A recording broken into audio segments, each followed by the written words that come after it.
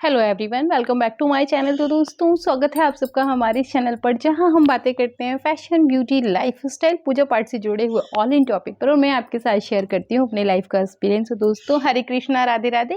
सबसे पहले माफ़ी चाहूँगी, आज का ये वीडियो कल ही आ जाना चाहिए था। कुछ व्यस्तता की वजह से वीडियो कल नहीं आ पाया है, तो आज मैं आपके साथ शेयर कर रही हूँ। एक्चुअली दिवाली की सफाई मैंने जो है स्टार्ट कर दी है, क्योंकि दिवाली के कॉर्नर पर मेरी कुछ सादी व्यवस्थाएं रहेंगी, व्यस्तताएं भी मेरी बहुत बढ़ जाएंगी, तो उनमें मैं टाइम देने की वजह से इसी समय सफाई निपटा रही हूँ, तो उस वजह से वीडियो डिलीट हो गया। I am really sorry. तो आज है शरद पूर्णिमा और आप सभी लोगों को शरद पूर्णिमा की ढेर सारी शुभकामनाएं। माँ लक्ष्मी आपके जीवन में सदैव अपनी कृपा बनाए रखे। और हम करते हैं वीडियो आगे का स्टार्ट। तो सबसे पहले मेरा आप लोगों से ये कहना है कि शरद पूर्णिमा चाहे इस साल आए, चाहे अगली साल आए, चाहे इससे 50 साल बाद आए, पूजा की विधि कभी नहीं बदलती, हमेशा सेम रहती है, बिल्कुल एक जैसी रहती है। कोई पूजा के नियम नहीं बदलते। एक यही चीज़ है हमारे जीवन में जो नहीं बदलती। सो पूजा की विधि मैंने पूजाएं करके दिखाई हैं। अगर आपको प्रैक्टिकली देखना है, वीडियो मैंने कम्युनिटी टैब में आज सुबह ही शेयर कर दिया था, आप उसे चेक कर लीजिएगा। और मैं जो आपके साथ विधियाँ शेयर करती हूँ वो शास्त्र प्रमाणित होती हैं, शास्त्रों से मैंने पढ़ी हुई हैं, वही मैं आपके साथ शेयर करती हूँ। तो दोस्तों, जैसे मैं आपको बता रही हूँ कि शरद पूर्णिमा की पूजा की विधि ऑलरेडी अपलोड है, फिर भी मैं कमेंट आ रहा था, दीदी पूजा विधि शेयर करें। सो विधि ऑलरेडी अपलोड है, लेकिन फिर भी मैं आपको बता देती हूँ कि आज हमें क्या क्या करना होता है और क्या क्या हमें नहीं करना है। सो जैसे कि आज शरद पूर्णिमा, कुछ लोग पूर्णिमा का व्रत करते हैं, आप करते हैं, बहुत अच्छी बात है। अगर नहीं करते तो कोई बात नहीं, कल से हम कार्तिक स्नान जो है अपना शुरू करेंगे। सो आज के दिन, शरद पूर्णिमा के दिन, विशेष लक्ष्मी माँ का पूजन होता है। अगर आपके जीवन में धन से संबंधित कोई समस्या चली आ रही है तो आप विशेषकर आज माँ लक्ष्मी का पूजन ज़रूर करें। कार्तिक मास के प्रारंभ में जब हम आज शरद पूर्णिमा पर माँ लक्ष्मी का पूजन करते हैं, चूँकि ये जो है चतुर्मास का अंतिम माह है, ठीक है, और इसमें हम भगवान विष्णु की पूरी लगन के साथ सेवा करते हैं। सो एक दिन पड़ता है कार्तिक पूर्णिमा का। अगर इस दिन हम माता लक्ष्मी की पूजा करते हैं और इसके बाद हम जो है माँ की पूजा दीपावली पर करते हैं, तो इससे हमें विशेष धन का लाभ होता है, जीवन में धन से संबंधित समस्याएं समाप्त हो जाती हैं आज के दिन विशेष माँ लक्ष्मी की पूजा करने से। सर्वप्रथम हमें क्या करना है? सर्वप्रथम हमें शुद्ध दूध से जो है वो खीर बनानी है, ठीक है। चावल से हम खीर को बनाएंगे, और खीर को नंगा नहीं बनाइएगा। कहने में तो कुछ लोग जो है वो मेवा नहीं डालते हैं, कुछ डालते हैं। कुछ लोगों के घर में मेवा नहीं खाई जाती, तो कुछ लोग उस वजह से नहीं डालते, पसंद नहीं बच्चों को। तो अगर ऐसा है तो आप मेवे को अच्छे से पीस के पेस्ट बना के डालें, लेकिन खाली दूध और चावल से खीर को ना बनाएं। पंचमेवा डालें और उसमें केसर युक्त जो है वो खीर बनाएं आप। इसी खीर का हम भगवान को भोग लगाते हैं। सो आज की शाम की पूजा में आपको सर्वप्रथम यही करना है कि खीर को निर्मित कर लेना है, और इसी खीर को जो है हम माता लक्ष्मी को, श्री हरि विष्णु जी को, राधा कृष्ण जी को भोग लगाएंगे। और आज चूंकि कार्तिक की पूर्णिमा है, आज रात में जो है चंद्रमा से कहते हैं अमृत की वर्षा होती है, तो वही खीर हम जो है वो रात में छत पर रखेंगे, और उसमें जो है वो चंद्रमा की जो किरणें हैं उनसे अमृत की वर्षा होगी, और उस खीर को सुबह हम प्रसाद के रूप में ग्रहण करेंगे, जिससे हम पूरे साल रोग दोष से मुक्त रहते हैं, ठीक। तो ये तो मैंने आपको बता दिया खीर का महत्व, खीर कैसे बनानी है। अब चलते हैं लक्ष्मी पूजा की तरफ। हमें एक चौकी लगा लेनी है। चौकी पे आप लाल, पीला, सफेद रंग का एक वस्त्र बिछा लें, छोटे से स्वास्तिक का निर्माण कर लें, और एक तरफ आप कलश की स्थापना करें। अष्टलक्ष्मी कलश अगर मिल जाता है आपके पास, बहुत अच्छी चीज़ है। नहीं है तो आप साधारण सा कलश रखिएगा और उस पर अष्टलक्ष्मी का आवाहन करके 8 बिंदियां बना लीजिएगा, ठीक है। 8 बिंदी माता लक्ष्मी का स्वरूप मान के 8 बिंदियां आप लगा लीजिएगा, वो अष्टलक्ष्मी कलश ही हो जाएगा, ठीक है। तो अगर जैसे कोई कलश है जिसमें अष्टलक्ष्मी बनी है, बहुत अच्छी बात है, नहीं है तो कोई बात नहीं, आप इस तरीके से उसको कर लीजिएगा। उस पर आप कलश की स्थापना जल, गंगा जल, लौंग, सुपारी, पान, इलायची, सर्व औषधि डाल के कलश की स्थापना करिएगा। चावल रखिएगा कटोरी में और दीपक को प्रज्वलित करिएगा। इतना बड़ा दीपक रखिएगा कि पूजा के बाद 1.5-2 घंटे तक जो है वो दीपक जलता रहे। साथ में एक कलश आप चाहें तो रखें। अगर आपके पास चांदी का कोई बर्तन है, जैसे कि चांदी का लोटा, चांदी का ग्लास या कटोरी है, तो आप उसमें जल भर के थोड़े से चावल डाल के रखिएगा।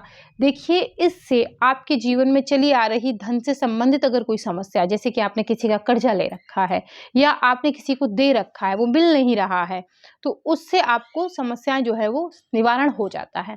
तो आपके पास अगर कोई चांदी का बर्तन है, उसमें जल भर के चावल डाल के आप माँ के सामने रखिए। नहीं है चांदी का बर्तन तो आप सामान्य पीतल का बर्तन ले लीजिए। चांदी का अगर कोई छोटा सा सिक्का भी है, चांदी का कोई गहना है, तो वो डाल के आप उसमें रख दीजिए, वो वही काम करेगा, ठीक है।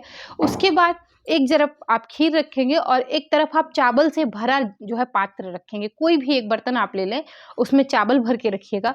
उससे कहते हैं ये सब चीज़ें माता लक्ष्मी को बहुत प्रिय है। इनसे माता जी की आपको असीम कृपा प्राप्त होती है। आप चाहें तो माता रानी को श्रृंगार की सामग्री भी चढ़ा सकते हैं, माँ लक्ष्मी को चुन्नी भी ओढ़ा सकते हैं और माँ लक्ष्मी की श्री हरि विष्णु जी की आरती कर कर माँ का प्रसाद सब लोग ग्रहण करें। ठीक है, इस दिन हम भोजन में बिना प्याज लहसुन का सात्विक भोजन बनाते हैं। अगर आप व्रत हैं तो फिर आपको पता है आप मीठा भोजन करेंगे।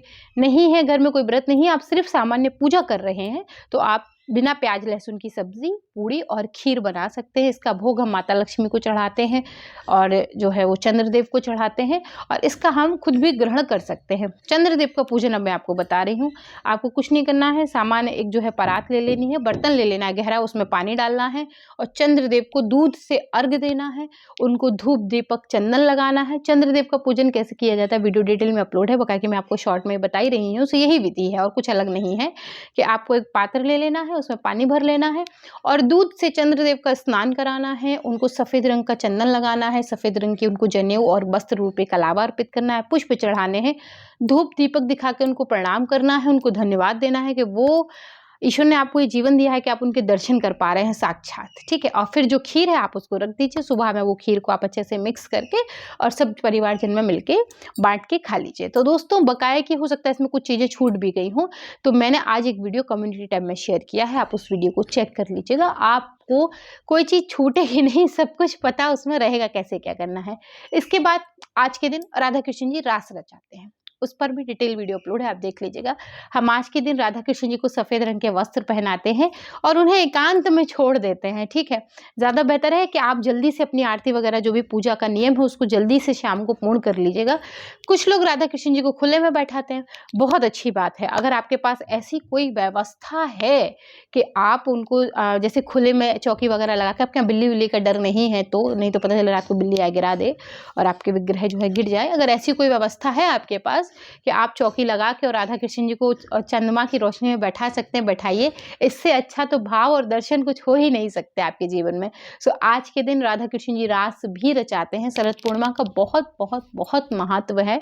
सो आप जो है राधा कृष्ण जी का सफ़ेद रंग की पोशाक में श्रृंगार करवाएं और उनको रास रचाने के लिए छोड़ दें।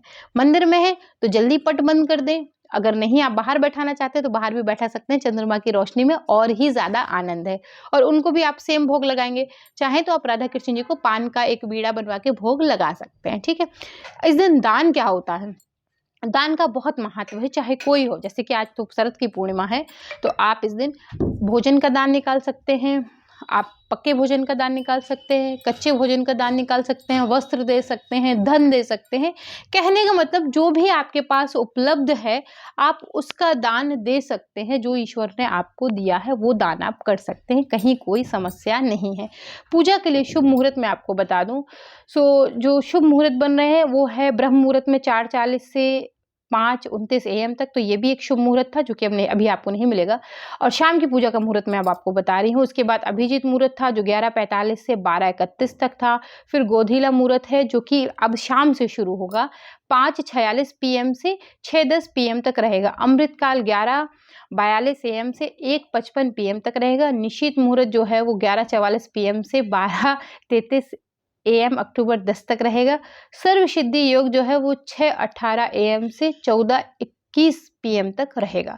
तो इनमें से जो मुहूर्त आपको लग पाए आप उनमें पूजा करिए। वैसे शरद पूर्णिमा की पूजा जो है, हम लक्ष्मी जी की पूजा जैसे ही चंद्र उदय होते हैं बिल्कुल उसी समय करते हैं, बिल्कुल उसी समय करते हैं। जैसे कि चंद्रोदय हुए, हम इस दिन सर्वप्रथम चंद्रदेव का पूजन करते हैं। शरद की पूर्णिमा इसीलिए कहा जाता है। सर्वप्रथम हम चंद्रदेव का पूजन करके फटाफट हम खीर जो बनाएंगे वो माता जी के लिए अलग से खीर निकाल देंगे। सर्वप्रथम हम चंद्रदेव का आवाहन करके, चंद्रदेव का पूजन करके और उनकी रोशनी में खीर को छोड़ के फिर हम मंदिर की पूजा कर लेंगे। ठीक है, तो चंद्रदेव आजकल जल्दी ही निकल आते हैं। आज तो हमारे यहाँ भी मौसम साफ है। सो इस प्रकार से दोस्तों आप इस पूजा की विधि को पूर्ण कर सकते हैं और साथ में हरि विष्णु जी का पूजन जरूर करिएगा। भोग में तुलसी लगाना बिल्कुल मत भूलिएगा, पान के पत्ते मंगा लीजिएगा। बकाया की पूरी पूजा की विधि वीडियो डिटेल अपलोड है, आप उन्हें चेक जरूर करिएगा, आपको बहुत हेल्प मिलेगी, आई एम श्योर। तो दोस्तों मैं मिलती हूँ एक और नई वीडियो के साथ, तब तक के लिए Hare Krishna, Radhe Radhe and bye bye.